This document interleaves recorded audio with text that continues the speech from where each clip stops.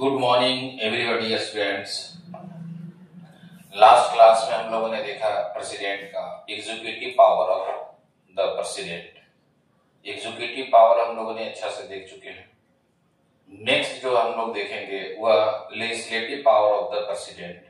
और legislative power में क्या है, विधायी शक्ति में क्या क्या मुख्य रूप से देखना है, इसके विषय में हम लोग देखते हैं।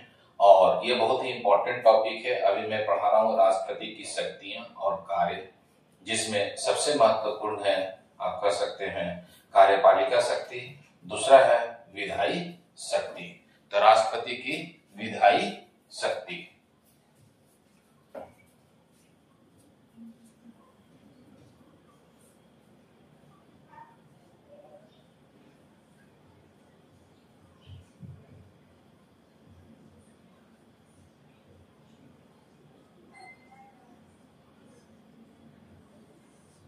Legislative power of the president.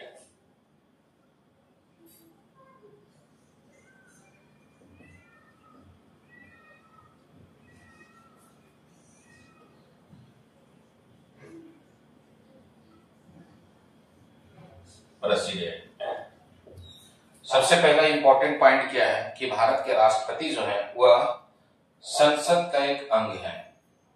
जैसे अनुच्छेद 79 में कहा गया है कि संसद का गठन होगा। और संसद के गठन में कैसे होगा, तो राष्ट्रपति, राज्यसभा और लोकसभा के मिलने से संसद का निर्माण होता है। अनुच्छेद 79 संसद का गठन होता है।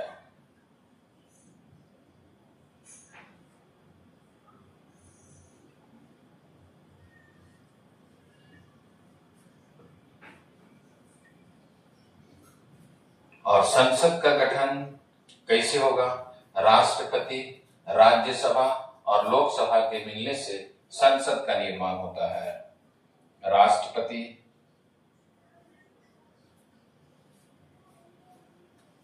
राज्यसभा एवं लोकसभा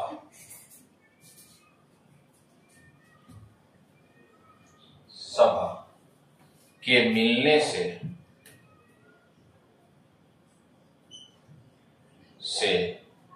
संसद का निर्माण होता है।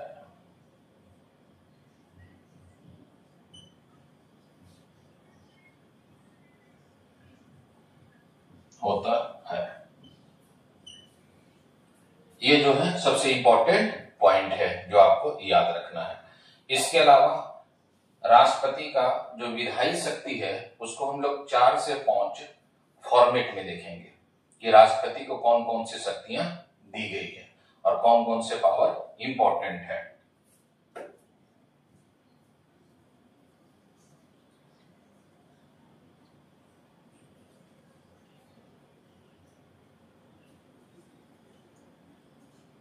राष्ट्रपति की जो 5 फॉर्मेट में पावर देखेंगे तो पहला जो है ए का मतलब हो गया एड्रेसिंग करना, और इसको हिंदी में कहेंगे संबोधन। बी दूसरा जो पॉइंट होगा वो हो जाएगा डी का मतलब डिसॉल्व करना। डिसॉल्व किसका होगा, लोकसभा को विघटित किया जाएगा। तीसरा एंड ऑफ सेशन, जिसको सत्रावसान कहा गया है। सत्र को कौन बुलाएगा, राष्ट्रपति। सत्र को कौन समाप्त करेगा, राष्ट्रपति। नेक्स्ट पी मतलब होता है प्रोरोगेशन, स्थगन।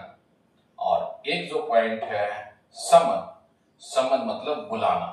ये 5 टॉपिक से ही हम लोग राष्ट्रपति की विधायी शक्ति का विश्लेषण करेंगे और ये 5 ही बहुत महत्वपूर्ण है। इसी के आधार पर राष्ट्रपति की टोटल विधायी शक्ति का निर्माण होगा। आपको जैसे कहा जाता है कि कोई भी कानून तभी बनेगा जब संसद से प्रस्ताव पास होगा, राष्ट्रपति के पास जाएगा और राष्ट्रपति क्या करेंगे, जब उस पर साइन करेंगे तब वह कानून का निर्माण होगा। तो इसीलिए ये 5 पॉइंट के आधार पर ही हम लोग इसका विश्लेषण करेंगे।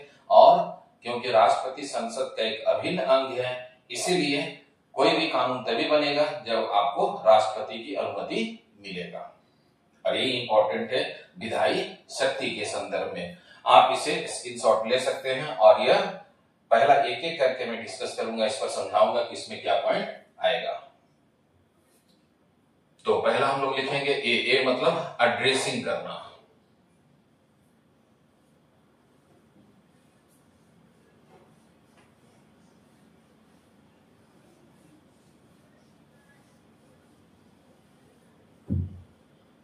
जो सबसे पहला पॉइंट है ए का मतलब हो गया एड्रेसिंग करना, संबोधन।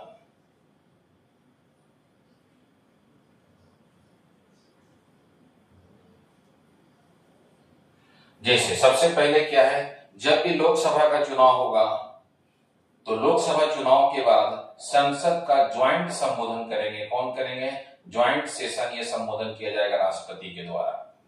जब भी लोकसभा का चुनाव आयोजित किया जाएगा तब, चाहे वो पहली लोकसभा हो या दूसरी लोकसभा, वर्तमान समय में भी जो हुआ 18वीं लोकसभा हुआ है, तो जब भी लोकसभा का चुनाव आयोजित होगा तो लोकसभा का प्रथम बैठक को राष्ट्रपति दोनों सदन को ज्वाइंट रूप से, संयुक्त रूप से संबोधित करेंगे।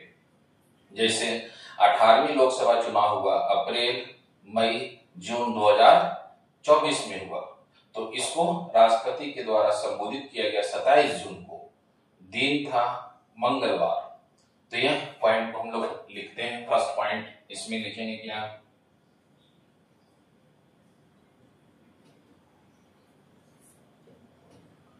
लोकसभा के ये आम चुनाव के बाद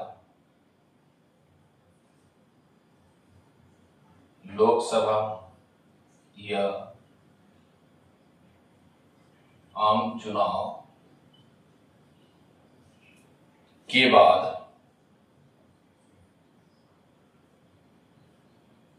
भारत के राष्ट्रपति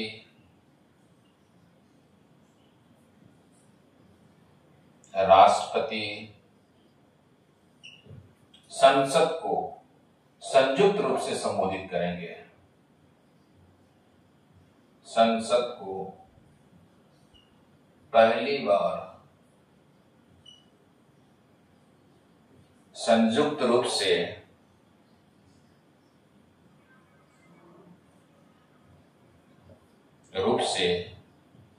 संबोधित करेंगे।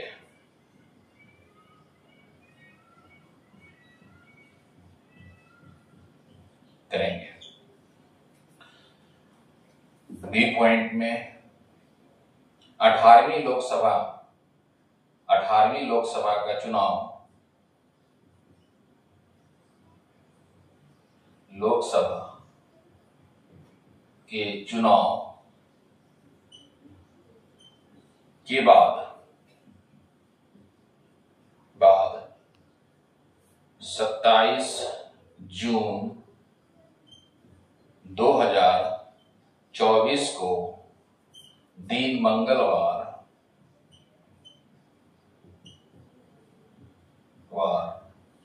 भारत के राष्ट्रपति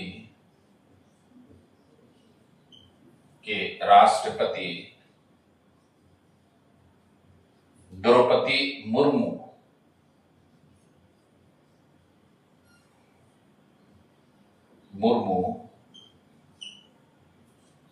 संसद को संयुक्त रूप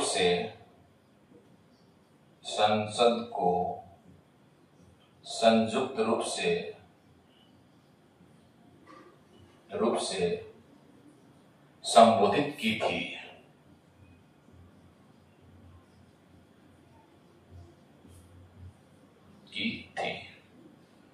जिसमें राज्यसभा का 264वां सत्र था।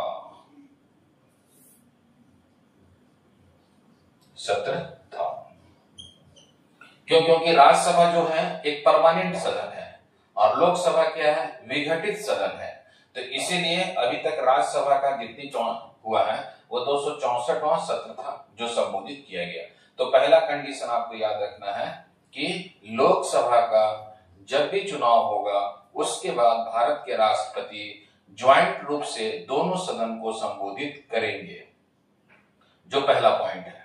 दूसरा, हाँ, तो 18वीं लोकसभा के चुनाव में हम लोगों ने देखा कि मंगलवार थे और 27 जून को भारत के राष्ट्रपति द्रौपदी मुर्मू ने संसद का ज्वाइंट रूप से संबोधित की थी। अब जो इसमें नेक्स्ट पॉइंट आएगा सी का, जो सी का पॉइंट आएगा उसमें कि प्रति वर्ष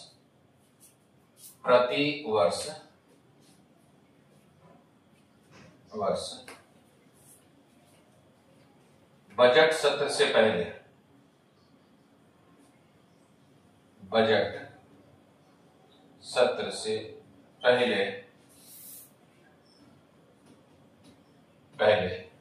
भारत के राष्ट्रपति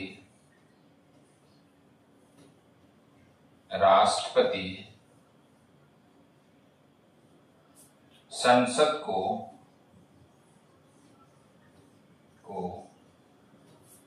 संयुक्त रूप से या ज्वाइंट रूप से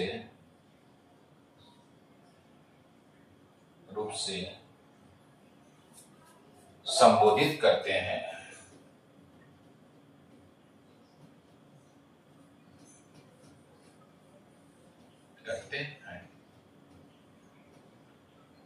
तो यह संबोधन के संबंध में है, आप इसे याद रखेंगे। जब भी लोकसभा का चुनाव होगा या आम चुनाव होगा तो पहली बार संसद को संबोधित करेंगे भारत के राष्ट्रपति। 18वीं लोकसभा का चुनाव हुआ तो 27 जून 2024 को द्रौपदी मुर्मू जो राष्ट्रपति हैं, उन्होंने मंगलवार को भारत को दोनों संसद का संयुक्त रूप से संबोधित की। इसके अलावा पहले भारत के राष्ट्रपति संसद को संयुक्त रूप से संबोधित करेंगे, जो प्रतिवर्ष बजट से पहले।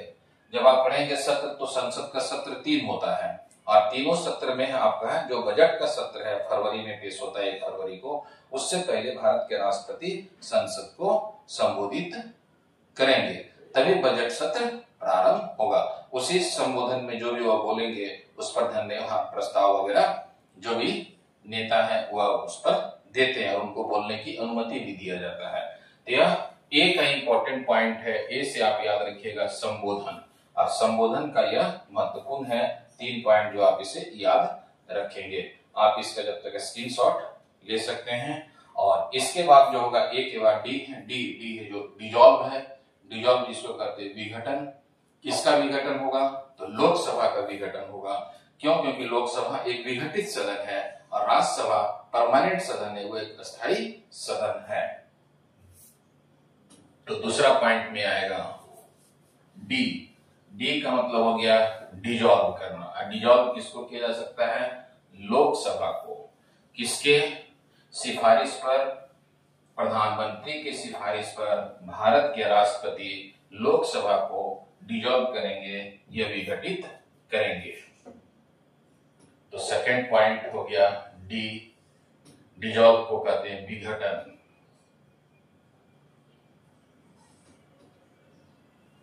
इसके लिए सबसे बेस्ट है एक अनुच्छेद है 85, आप अनुच्छेद 85 आप याद रखिए कि प्रधानमंत्री के कहने पर भारत के राष्ट्रपति लोकसभा को 5 वर्ष से पहले विघटित कर सकते हैं।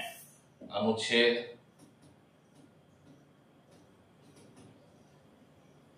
85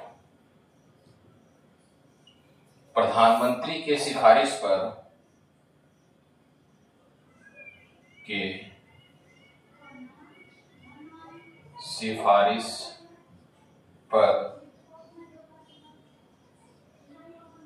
भारत के राष्ट्रपति लोकसभा को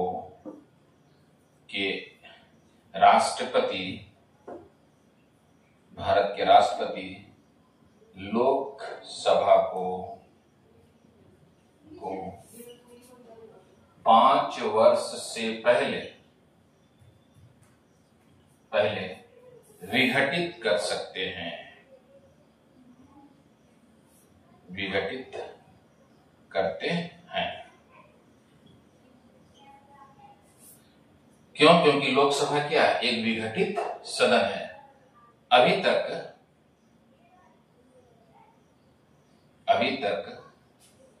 लोकसभा का 8 बार विघटन किया जा चुका है,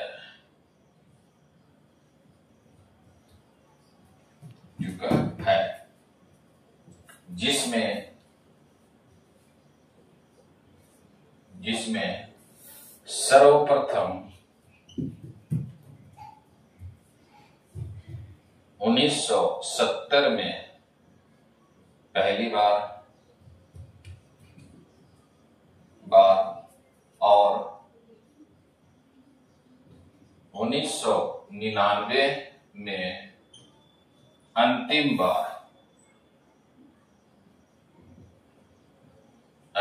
बार लोकसभा का विघटन किया जा चुका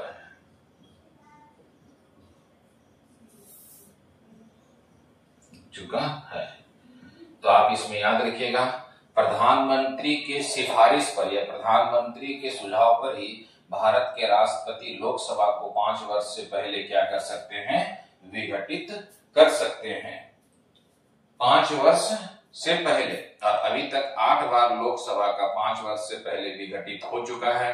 पहली बार 1970 में हुआ है, अंतिम बार जो है 1999 में किया गया है।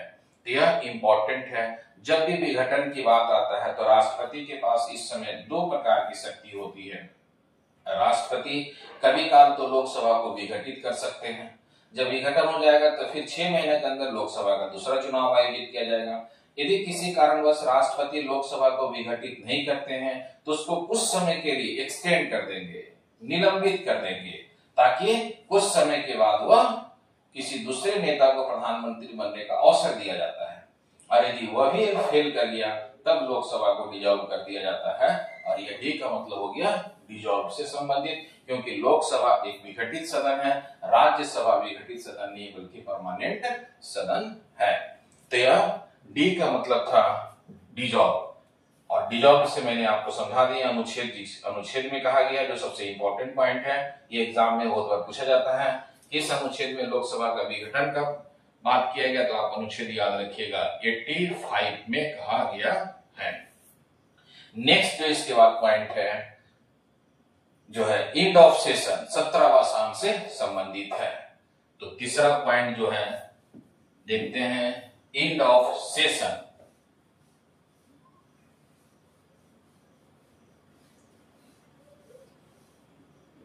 एंड ऑफ सेशन, तीसरा जो पॉइंट इंपॉर्टेंट है क्या, EOS,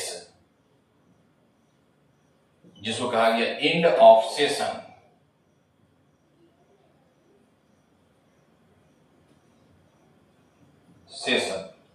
जिसको कहते हैं 17वां साम।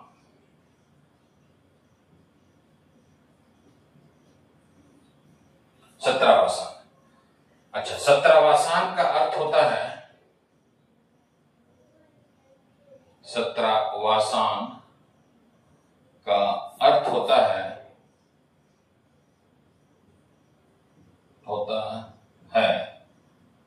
सत्र की समाप्ति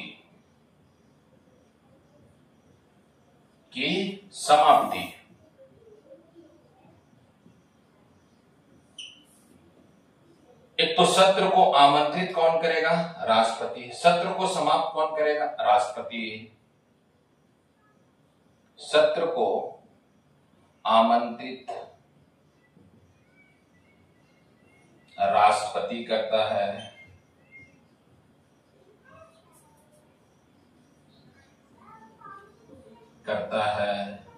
और सत्र को समाप्त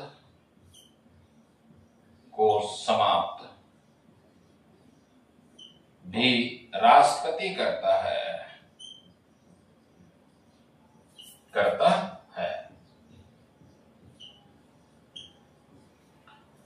अच्छा, सत्र कितने होते हैं, 3 प्रकार का होता है। सेशन कितना है या सत्र कितना है, तो 3 है।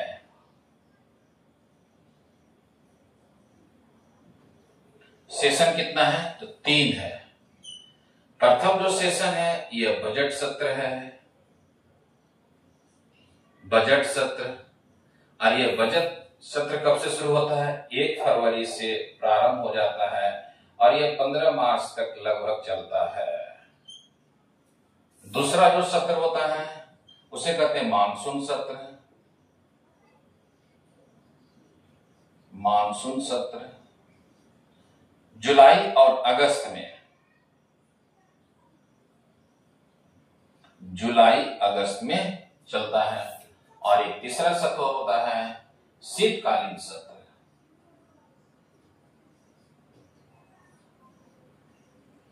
यह नवंबर दिसंबर में चलता है।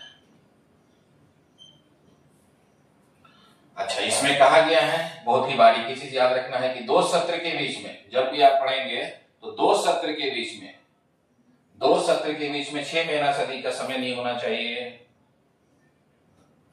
2 सत्र के बीच में 6 महीना से अधिक का समय नहीं होना चाहिए।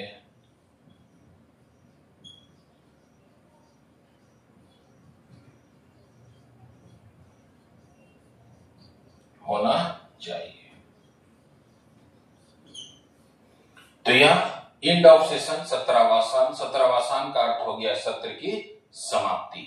यह विधायी शक्ति का तीसरा पॉइंट था। चौथा पॉइंट जो विधायी शक्ति का है वह जो है प्रोरोगेशन। तो नेक्स्ट पॉइंट को देखते हैं। आप इसे स्क्रीनशॉट ले सकते भी हैं। सत्र आप याद रखिएगा 3 है, बजट सत्र, मानसून सत्र, शीतकालीन सत्र। और 2 सत्र के बीच में 6 महीना से अधिक का समय नहीं होना चाहिए। विद इन 6 मंथ होनी चाहिए, जो सबसे इंपॉर्टेंट है।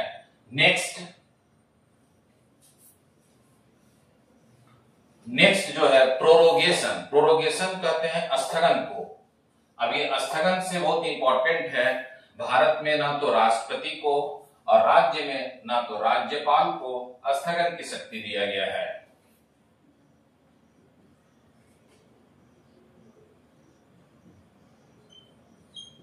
प्रोरोगेशन।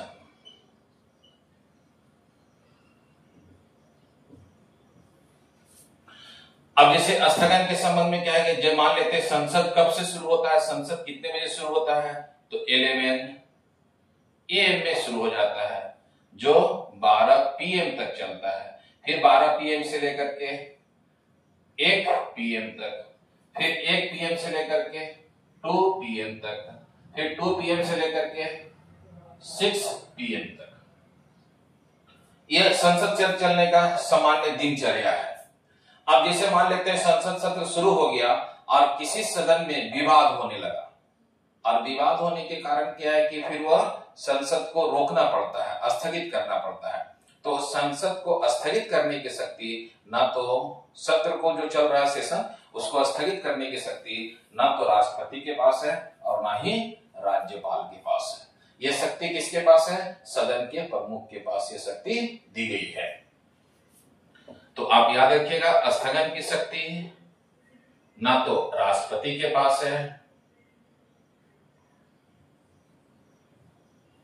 राष्ट्रपति के पास ये शक्ति नहीं है, और ना ही राज्यपाल के पास ये शक्ति है। तो आखिर में स्थगन की शक्ति किसके पास दिया गया है? तो सदन के प्रमुख को दिया गया स्थगन की शक्ति। सदन का प्रमुख कौन है? जैसे संसद में 2 सदन हो गया, तो स्थगन के लिए एक डायग्राम समझा देते हैं बना करके। जैसे यह हो गया स्थगन, एक तो केंद्र के लिए हो गया, दूसरा राज्य के लिए। केंद्र में क्या है? तो संसद है, और संसद का क्या है? 2 विंग है, एक है लोकसभा और दूसरा है राज्यसभा। लोकसभा में 2 सदस्य होते हैं, एक होता है स्पीकर अध्यक्ष और दूसरा है उपाध्यक्ष। तो लोकसभा चल रहा हो और बीच में कोई विवाद हो जाए तो लोकसभा अध्यक्ष क्या करेंगे, सदन को 1 घंटा 2 घंटा के लिए क्या करेंगे, स्थगित कर देंगे। उसी को कहा गया स्थगन करना। तो स्थगन के पावर किसके पास है, सदन के प्रमुख के पास पावर है। स्थगन की शक्ति किसके पास है, सदन के प्रमुख के पास है। और इसी प्रकार राज्यसभा, तो राज्यसभा में भी 2 व्यक्ति हैं, एक सभापति दूसरा उपसभापति। यह शक्ति आप याद रखिएगा, स्थगन की शक्ति ना तो राष्ट्रपति के पास है केंद्र में और ना ही राज्य में राज्यपाल के पास है। यह शक्ति किसके पास है, तो सदन के प्रमुख के पास है। जैसे लोकसभा हो गया तो लोकसभा का जो प्रमुख है यह तो अध्यक्ष होगा, नहीं तो उपाध्यक्ष है। राज्यसभा में क्या है, नहीं तो सभापति होगा और नहीं तो उपसभापति। ये केंद्र के लिए समझना था। राज्य में जब आप पढ़ेंगे तो राज्य में क्या होता है, विधानमंडल। विधानमंडल का 2 अंग, सदन 2 हो गया, एक हो गया विधानसभा और दूसरा क्या हो गया, विधान परिषद। विधानसभा में 2 प्रकार के सदस्य, वही जो लोकसभा में, अध्यक्ष और उपाध्यक्ष। विधान परिषद में भी 2 प्रकार के सदस्य हो गया, एक सभापति दूसरा उपसभापति। तो विधानसभा चल रहा हो, विधानसभा सत्र चल रहा हो और कोई विवाद उत्पन्न हो जाए तो उससे विवाद में सदन को रोकने के काम आए तो रोके किसके द्वारा जाएगा, ये तो अध्यक्ष नहीं तो उपाध्यक्ष। तो स्थगन का पावर किसके पास शक्ति है, सदन के प्रमुख के पास शक्ति है, ना कि यह शक्ति राष्ट्रपति के पास है और ना ही यह शक्ति राज्यपाल के पास है। तो यह 2 चीजें आप याद रखिएगा। स्थगन, इसको इंग्लिश में प्रोरोगेशन कहते हैं और प्रोरोगेशन का पावर जो है सदन के प्रमुख के पास दिया गया है। यह चौथा पॉइंट हो गया। 5वां पॉइंट में समन। समन का मतलब होता है बुलाना। जब तक आप इसका स्क्रीनशॉट ले सकते हैं। 4th पॉइंट में हम लोगों ने देखे क्या, प्रोरोगेशन। प्रोरोगेशन का मतलब मैंने बता दिया स्थगन, और स्थगन की शक्ति राष्ट्रपति के पास नहीं है और ना ही राज्य में राज्यपाल के पास है। स्थगन की शक्ति सदन के प्रमुख को दिया गया है और सदन के प्रमुख ही रोकते हैं। संसद चल रहा हो या आपको है विधान मंडल चल रहा हो, जब चल रहा हो किसी विषय को लेकर के विवाद होता है तो कुछ समय के लिए उसे रोका जाता है, उसी को कहा गया स्थगन। इसको मैंने आपको स्ट्रक्चर से बना करके समझा दिया कि किनके पास पावर है। नेक्स्ट जो है विधायी शक्ति में है इंपॉर्टेंट, अंतिम सबसे महत्वपूर्ण है समन। समन का मतलब होता है बुलाना।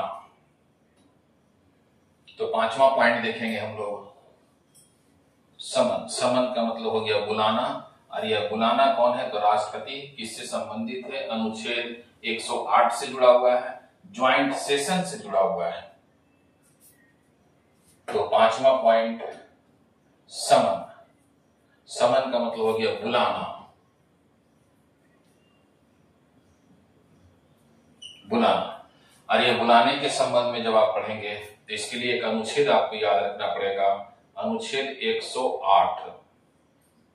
अनुच्छेद 108 में संयुक्त अधिवेशन को आमंत्रित करने, संयुक्त अधिवेशन को आमंत्रित कौन करता है, तो राष्ट्रपति, और अध्यक्षता कौन करता है, तो लोकसभा अध्यक्ष करते हैं। संयुक्त अधिवेशन, अधिवेशन इसी को कहते हैं ज्वाइंट सेशन। ज्वाइंट सेशन को आमंत्रित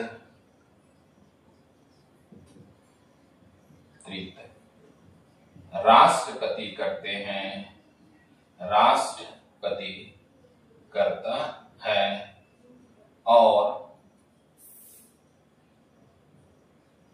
इसकी अध्यक्षता, इसकी अध्यक्षता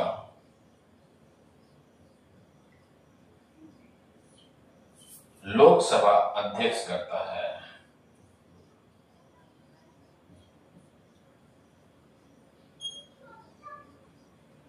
अध्यक्ष करता है।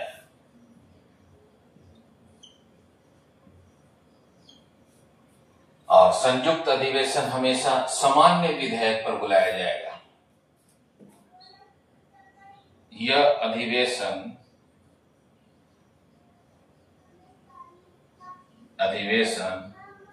हमेशा सामान्य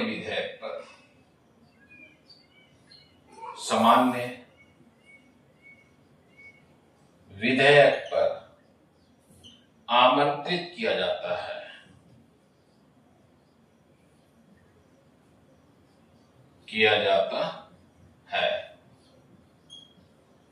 अच्छा, यह अधिवेशन कब नहीं बुलाया जाएगा? तो दो कंडीशन में नहीं बुलाया जाता है। एक आपको याद रखना है मनी बिल, और दूसरा याद रखना है संविधान संशोधन विधेयक।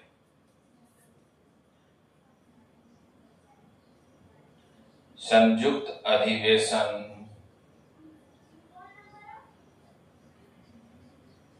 कब आमंत्रित नहीं किया जाएगा?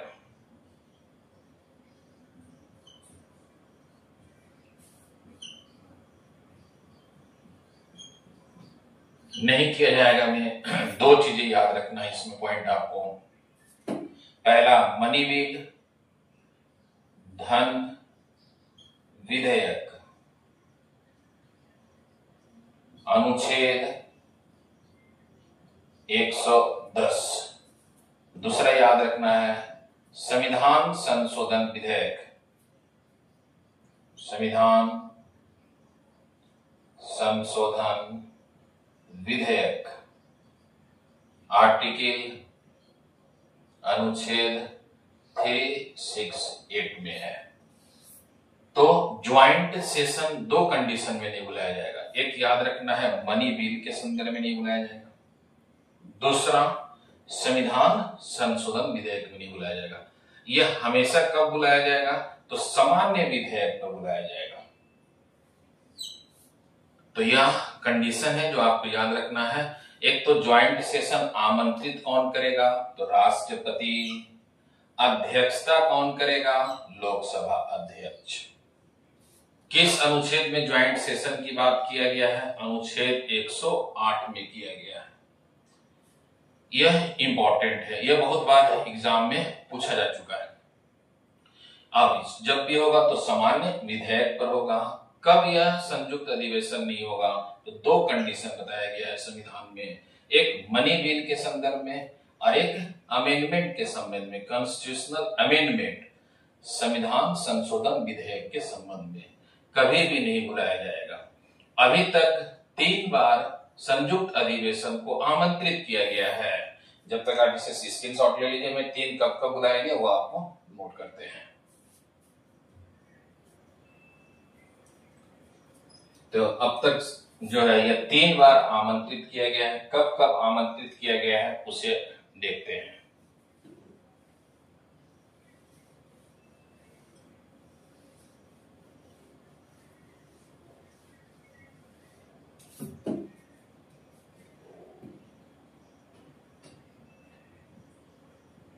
संयुक्त अधिवेशन अभी तक 3 बार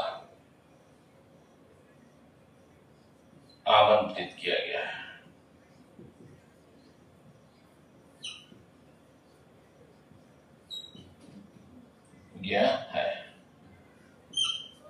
पहली बार बुलाया गया दहेज प्रथा निषेध कानून, दहेज प्रथा निषेध कानून। यह 1961 में बुलाया गया। इस समय प्राइम मिनिस्टर कौन थे? इस समय प्राइम मिनिस्टर जवाहरलाल नेहरू थे और इस समय राष्ट्रपति कौन थे? डॉक्टर राजेंद्र प्रसाद थे। दूसरी बार बैंकिंग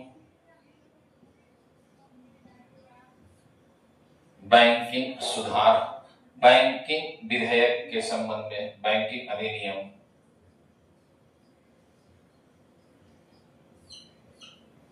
1978 में, इस समय बैंकिंग अधिनियम जब बनाया गया, बैंकिंग में सुधारात्मक जो कार्य किया गया, इस समय कौन थे प्राइम मिनिस्टर?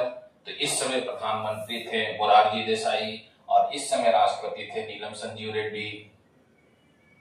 तीसरा, पोटा कानून,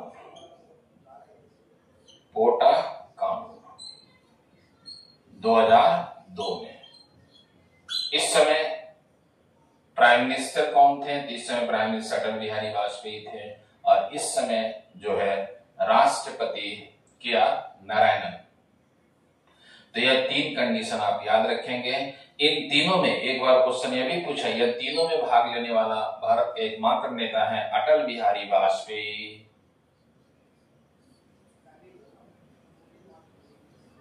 वाजपेयी। भाग लिए हैं, जो 2002 में वह खुद स्वयं प्राइम मिनिस्टर थे। इस तरह इसमें सांसद के रूप में कार्य किए थे। तब तक संयुक्त अधिवेशन 3 बार आमंत्रित किया गया है। दहेज प्रथा निषेध कानून 1961, बैंकिंग अधिनियम 1978, पोटा कानून 2002। पोटा कानून एक आतंकवाद से संबंधित कानून है और तीनों में भाग लेने वाला एकमात्र नेता अटल बिहारी वाजपेयी है जो इससे जुड़ा हुआ है। यह हमेशा एग्जाम में पूछा जाता है, आर्टिकल वगैरह भी पूछा जाता है, इसे आप याद रखने का। अभी जो हम लोगों ने टॉपिक किए हैं वह राष्ट्रपति का लेजिस्लेटिव पावर किए हैं, विधायी शक्ति किए हैं। राष्ट्रपति का विधायी शक्ति बहुत ही इंपॉर्टेंट है, जहां से क्वेश्चन हमेशा पूछा जाता है। इस टॉपिक को मैंने डिटेल से करा दिए हैं। इसे आप जितना देखेंगे, जो चीजें आपको समझ में नहीं आए उसे वीडियो देखे तो उसे नोट कर लिया करें और जिनको अच्छा लगता है वह जरूर कमेंट करें और जिनको कमी लगता है वह भी बताएं इसमें क्या कमी है। ये तो मैं प्रीलिम्स के जैसा पढ़ा रहा हूं, कभी मेंस में आ जाए तो मेंस में इसी पॉइंट को लिखा भी जा सकता है जो सबसे महत्वपूर्ण है। तो हम लोगों ने राष्ट्रपति की 2 शक्तियां पढ़ ली हैं, एक कार्यपालिका शक्ति और दूसरा विधायी शक्ति। और इस टॉपिक को आप देखें और चैनल को सब्सक्राइब भी करें, लाइक करें, शेयर करें अधिक से अधिक लोगों के बीच में, ताकि यह अधिक से अधिक स्टूडेंट के पास जाएगा तो वह भी इस चीजों को अच्छा से अध्ययन करेगा और पढ़ेगा। जय हिंद, जय भारत।